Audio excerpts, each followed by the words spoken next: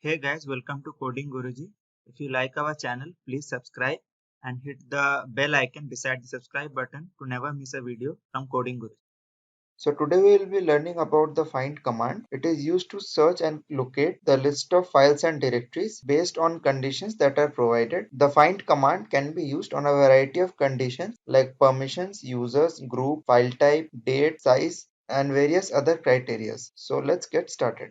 The dot over here stands for the directory which you are currently working on. So the search will be performed on the current directory. The hyphen name stands for that the files will be searched upon based on their name. We are searching over here for any file or folder by the name of fast. So we can see that there is one file by the name of fast. We can see that when we are searching for any file or directory by the name of test, there are multiple search results popping up because within Python 3.5 and the ncasses folder, it is searching recursively, and wherever there is a file or a directory by the name of test, it is getting listed upon here. So if we want to search in a different directory, we have to provide the directory name over here or the directory structure where we want the find command to actually search for the keyword. Within the test folder, we are searching for any keyword by the name of test, which we can see here. Similar results can be found since we are searching under the same folder.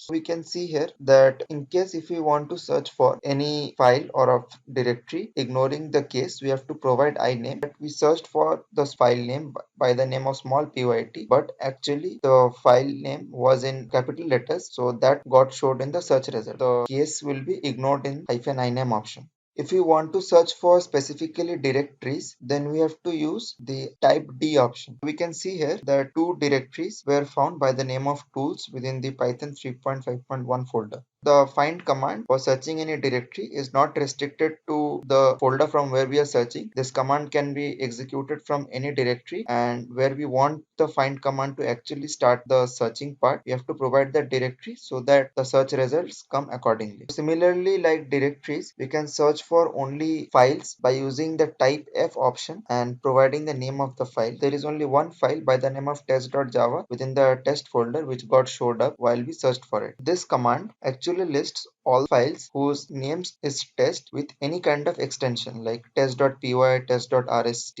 test.xml, test.bat. All files which are having the name test but their extensions are different will be listed out. In this case, test.py and test.java we can see got listed in the search results. So we can see here that once we change the permission of the pyt file to 777, and post that when we are searching for any kind of files which are having the 0777 permission within the test folder, the pyt file gets showed up. This command actually lists any file which is having the 0777 permission within the location it is searching. So we are within the test underscore dir2. We have a file here by the name of top underscore output, and the hyphen perm option along with an exclamatory sign actually lists all those files which are not having 0777 permissions over here. So we can see here that the top underscore output which is not having 0777 permissions is getting listed here under the exclamatory hyphen perm 0777 option, which lists all those files which are not having 0777 permission. Similarly, we can search for different other permission-based combinations like 755 or 544 as per the situation. So the hyphen perm option of the find command can be used to search for various kind of files having different permissions.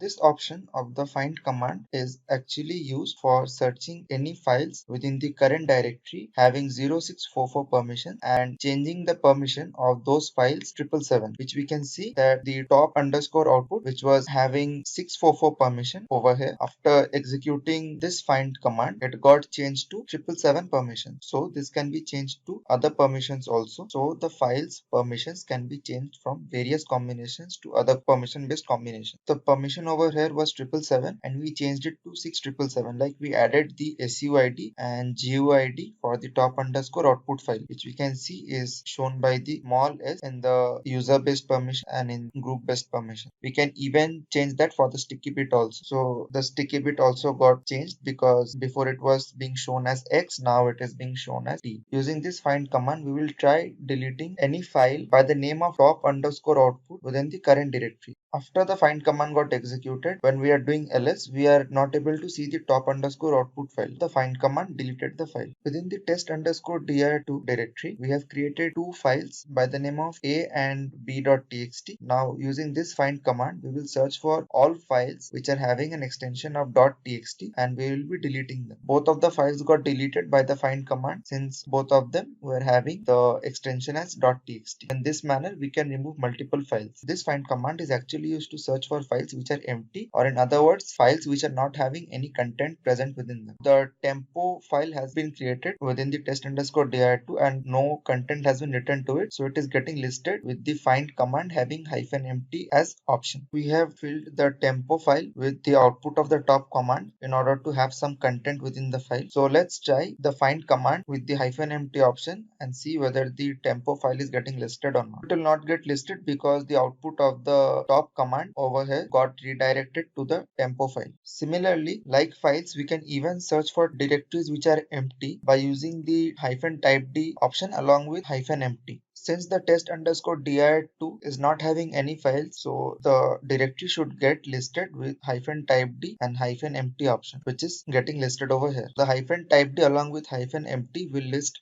directories which are empty or not having any files within them. This find command is used to list hidden files which will not be shown or listed under normal conditions or options. This find command is supposed to search for file or directory having the name python 3.5.1 along with the username as alpha, which we can see here. In case if we want to search for files or directories under a certain path by the username, then we have to use this find command, which is listing both the abc and the tempo file, which are the contents of the test underscore dir2 directory having root as the username. We can even search for files or directories which are belonging to a certain group. Like over here we are trying to search for all those files and directories which are having the group name as root. We can even combine the searching via username or group name along with the -iname option, which searches for files or directories ignoring the case. We can see here that we are searching with the python in capital letters, whereas the search result which came, it contains the python word in small as well as capital letters. The find command can also list files or directories based upon their modified date or their access date, like files or directories when they were last modified or last accessed. But in order for that to work, the system should be running throughout that time so that those details are accessible, based upon which the find command will actually search for the files or the directory. As we can see, we are having an uptime of around 1 day, so more or less we can search for files or directories that are created or modified or accessed 1 day back. Within the test folder, we have a file by the name of pyt which got modified 1 day back. Similarly, if we want to search for any file or directories when they were last accessed, instead of m time, we will be giving a time.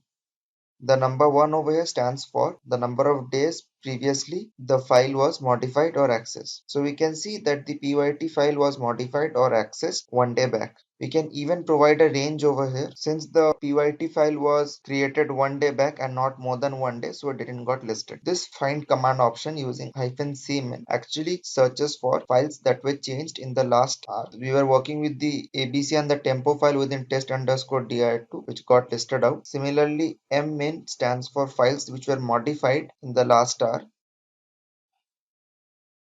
and -amin stands for files which were accessed in the last hour. The find command can also search for files based on their size, like by the size of 20 MB, which got listed out over here.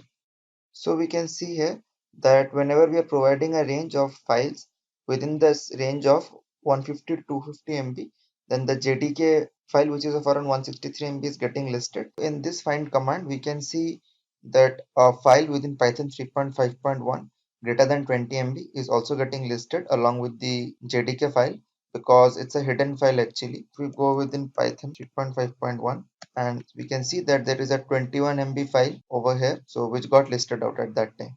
Within the test underscore dir2, we have our JDK RPM package having a size of 163 MB. The find command over here is supposed to delete any file having a size greater than 100 MB within the current directory. We can see that the JDK file got deleted because its size was greater than 163 MB. So that's all for the find command. So guys, please subscribe to the channel and hit the bell icon to get the regular updates for latest videos from my channel.